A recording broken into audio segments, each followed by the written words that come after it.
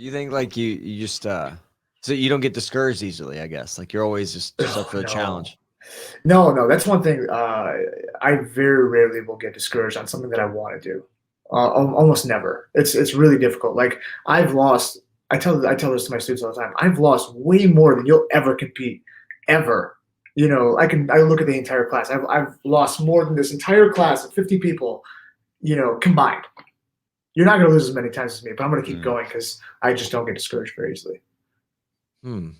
Well, how do you do? What do you do if you have a loss? Like, how do you recover from that, or like you just pass it on, just go on to the next one? Yeah, we're just going to the next one. I lose all the time. I lose all the time. I'm not. I think I'm pretty good at jiu-jitsu. I can compete at a higher level. But I fight guys who are some of the time the best guys in the world. And if I quit after losing to those guys, or even guys before that, because obviously I've lost to people who suck. But then I just wouldn't be where I'm at. I just stuck around long enough because I was okay with losing to a certain extent. Not okay with losing, and then I'm not going to change my approach and not try to get better. But I was okay with losing if that was going to help me get better at jiu-jitsu. I lose all the time. I put myself in positions where I don't always have a good chance of winning, because I think that's going to help me get better for my future. I'm 31 years old now, but I think I can compete for another 5 to 7 years at a high level. Like Wagner has been doing that. He's 38, 39 years old. He's number one in the world at 185 pounds, or he was at least, earlier this year. Like, I can do that. If he can do that, I can do that. So if losing to the best guys in the world right now is going to help me get to become the best guy in the world 3 or 4 years from now, I'm always going to put myself in that situation.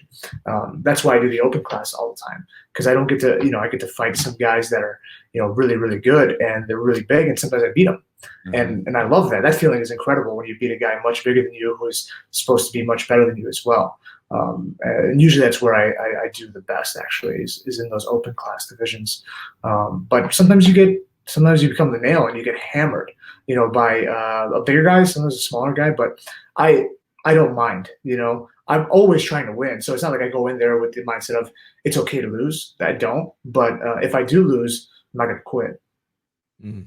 Yeah, I think that's a thing that a lot of like newcomers don't really, when they get too wrapped up in winning and losing, they don't understand. It's like I was talking about it the other day, even with the guys in the gym. It was like, it's that paradox. It's like you've got to go after things, because like you're a pretty aggressive grappler when you play. Like when you compete, like you're not boring. Like it's not like, if your name pops up, because I've watched some of your matches, I'm like, they're fun matches to watch. If I'm passing by, I'll watch one of your matches. So you'll go after it and try to go for the win.